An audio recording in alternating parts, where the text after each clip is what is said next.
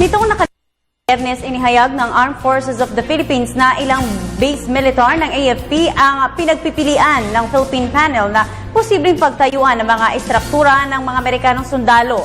Ito'y matapos lagdaan ng Pilipinas at Amerika ang Enhanced Defense Cooperation Agreement o EDCA noong Abril 28 ngayong taon. Narito ang report ni Waywaya Macalma.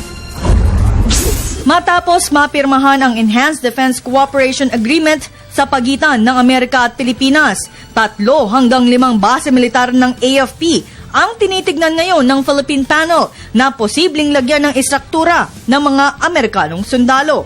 Ang kabilang dito ay ang Fort Magsaysay sa Nueva Ecija at Subic Bay Metropolitan Authority sa Olongapo City, Zambales. Ayon kay Undersecretary Lorenzo Pio Batino, ito ay pinag-uusapan pa lamang at pagkatapos pag-aralan, saka ito irerekomenda. Ang pinag-iisipan ho natin ay yung Fort Magsaysay. So, Fort Magsaysay is an ideal location. It's a big area. Malimit na tayong nagkakaroon ng balikatan exercises doon. Yun ay pinag-aaralan pa lang, inutusan na pag-aralan. Siyempre, for recommendation pa lang yan at subject to the approvals of our principals. The Subic project, I must emphasize, contrary to our report, no? It's an AFP project. The AFP is requesting for limited portions of Subic so that it can strategically locate Philippine Air Force equipment, Philippine Navy equipment. Kailangan na kailangan po natin yan para sa ating mga concerns. Ang Fort Magsaysay ang kasalukuyang pinakamalaking kampo ng Armed Forces of the Philippines. Dito, matatagpuan ang kampo ng Northern Luzon Command na kadalasang pinagdarausan ng live fire exercises. Ilang beses na rin dito idinaos ang tao ng balikatan exercises dahil ang buo ay may laking 35,000 hektar. Samantala, ang SBMA na dating naging tahanan ng US military ay ang dating naging pinakamalaking US military base sa buong Asia.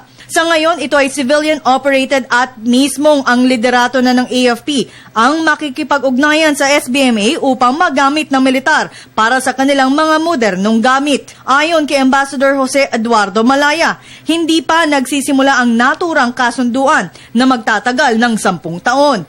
Anya, may ilang pang kailangan pag-usapan ng dalawang panel. Isa na rito ay ang mga lugar para sa mga itatayong istruktura at kung ilang Amerikanong sundalo ang darating sa bansa. There's no need to rush. Okay? And all of those things need thorough discussion, thorough vetting, and there are planning cycles involved here. But at any time, our side can say no. We can also say yes. But please note that for each of those construction activity, preposition activity, and all other activities, all of these will be subject to Philippine approval. Siniguro ng Philippine Panel na ang kakapirmang kasunduan ay tiyak na naayon sa ating saligang batas at ang parehong bansa ay magbebenepisyo rito. Kaya naman handa silang humarap sa Senado at Kamara, oras na sila ipatawag ukol rito. Para sa Telebisyon ng Bayan, Waywaya Macalma.